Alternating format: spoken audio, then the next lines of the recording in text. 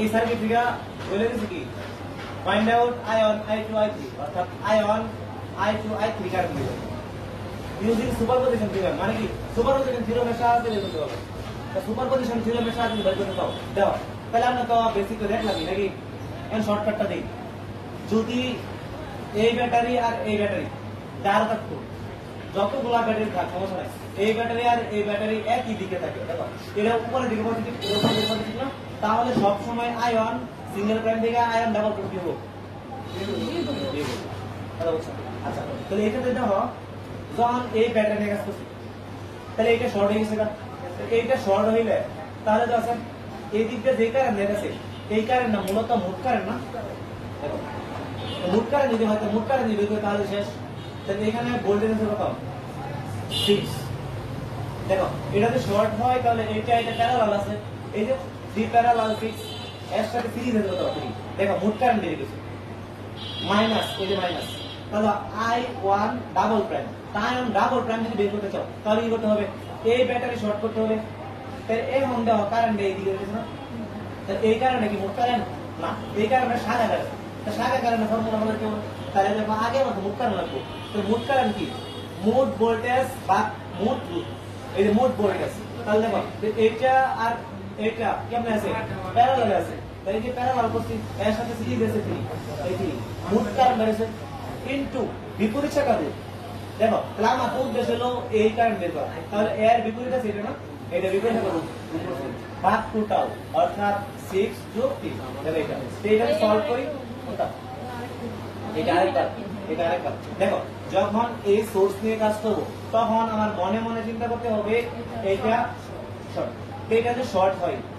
তাহলে এখানে দেখো তাহলে কারেন্ট এদিকে যাচ্ছে এই কারেন্টটা দেখো এদিকে যাচ্ছে না যদি এই কারেন্ট হয় তো এই কারেন্ট মোট কারেন্ট কিন্তু এই কারেন্টটা কি মোট কারেন্ট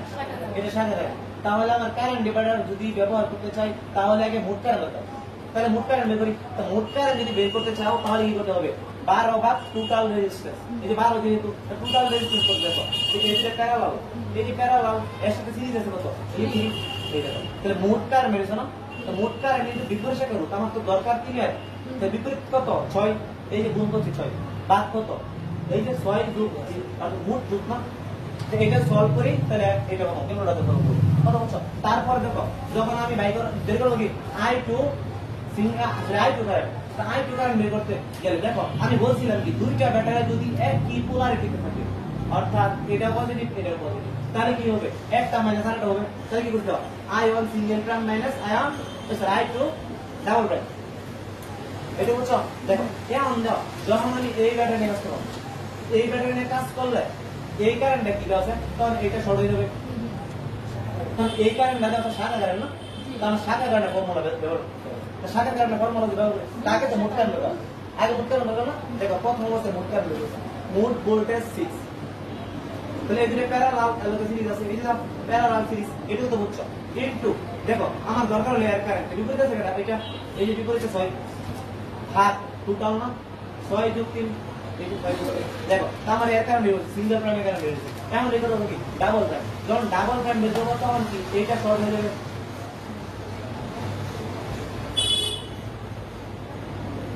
ঠিক আছে কেমন আছে এই কারেন্টটা কি শাখা কারেন্ট মোট কারেন্ট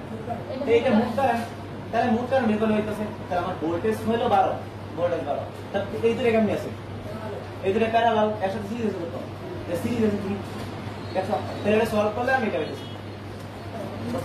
তারপরে দেখো I3 কারেন্ট দেখো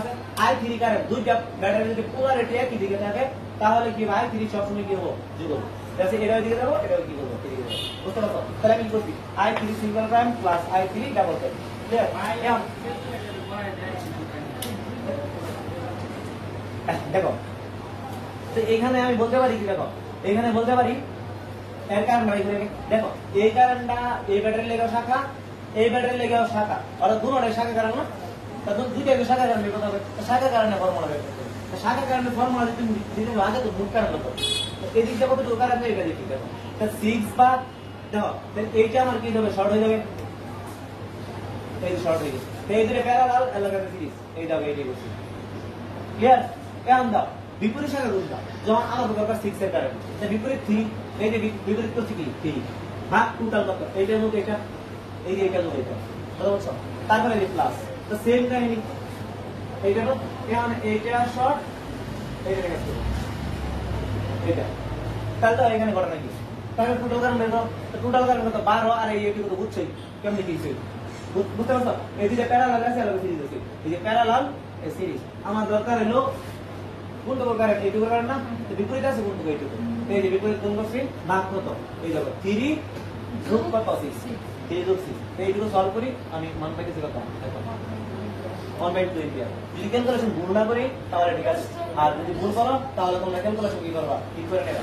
এইটুকু মূলত